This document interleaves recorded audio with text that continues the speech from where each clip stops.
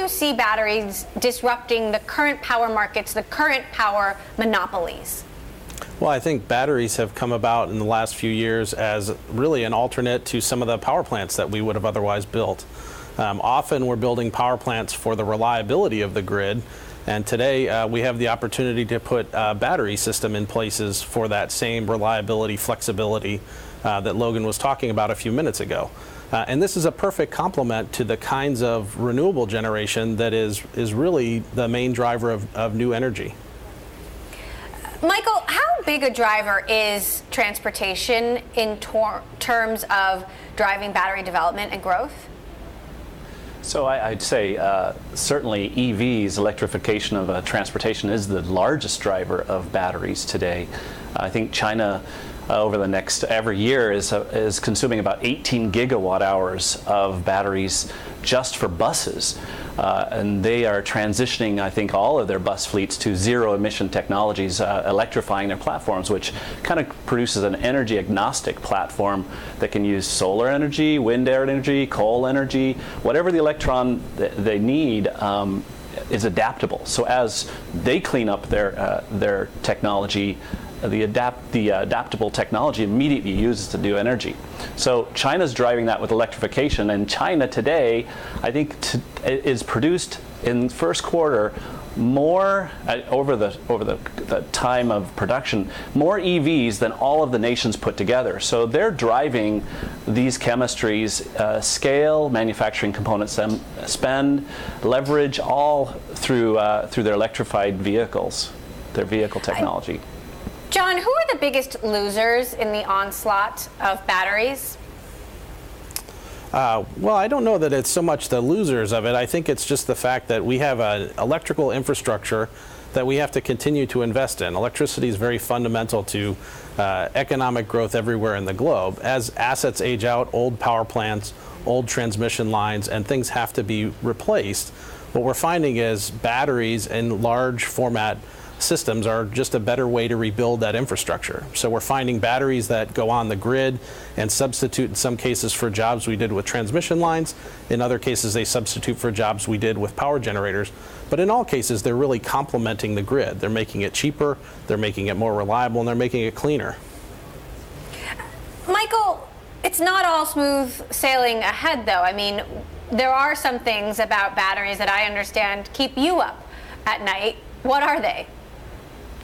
Well, certainly if you select the wrong chemistry, there are certain chemistries that are very high energy density, but also susceptible to thermal runaway. And certainly it keeps me up at night. If the industry doesn't select the correct chemistry, we could have landfill nightmares in the future when we're trying to recycle these batteries. That keeps me up at night. The other thing that I think really worries me is almost this tyranny of the embedded base. I do believe we're displacing industries, entire industries. The internal combustion engine technologies, I believe, will be in the past. Electrified transportation is more reliable, it's more sustainable, it's adaptable. And so we will see a lot of disruption as electrified vehicles gain more market share. Logan, that sounds a little scary.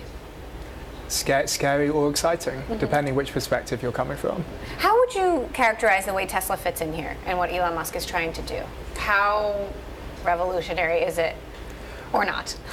I think if we look at Tesla as a battery manufacturer, sort of here in the United States, it currently has around 18, 19 gigawatt hours of commissioned capacity at the Gigafactory. Now, that puts it sort of on par with any battery manufacturer in the world at the moment, and it has plans to increase that over the next few years to 105 gigawatt hours a year of production capacity, once again, here in the US. So that scale is almost unparalleled, but it's part of a general rush from leading manufacturers, whether they're from China, Korea, Japan, or the US, to sort of cement their positions here. So Tesla is at the forefront, but it's not alone. John, being, from, an industry that is being disrupted again and again, what do you think are the main trends that are going to shape how batteries grow and develop over the next few decades? Well, we've been in this for a little while. So we started our efforts in battery energy storage on the grid about 10 years ago, and most recently just formed this joint venture of Fluence with Siemens and AES to take this really farther into the next level. Today, we've already deployed battery systems in 16 countries around the globe.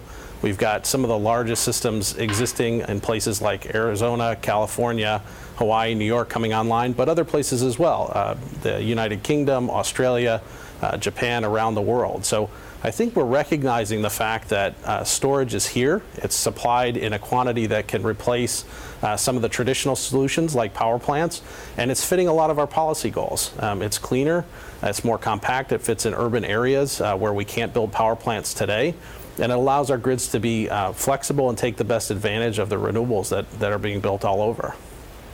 So, Michael, when will my home and my car be run on batteries? And every home and car. Is that in the future? Certainly in the future. It's one of the only sustainable solutions. If we're looking at true zero-emission technologies or a zero-emission ecosystem where you start with renewable power and you make it relevant, firm and dispatchable to the grid, you use environmentally friendly batteries like we were talking about to balance and then dispatch that power and then responsibly use that power for electrified transportation or LED lighting systems in homes.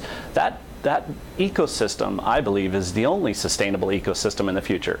We can't depend on finite fuels that pollute our air and our water. We're going to have to turn more and more to renewable power to be relevant. Companies that will select those will stay relevant in the future.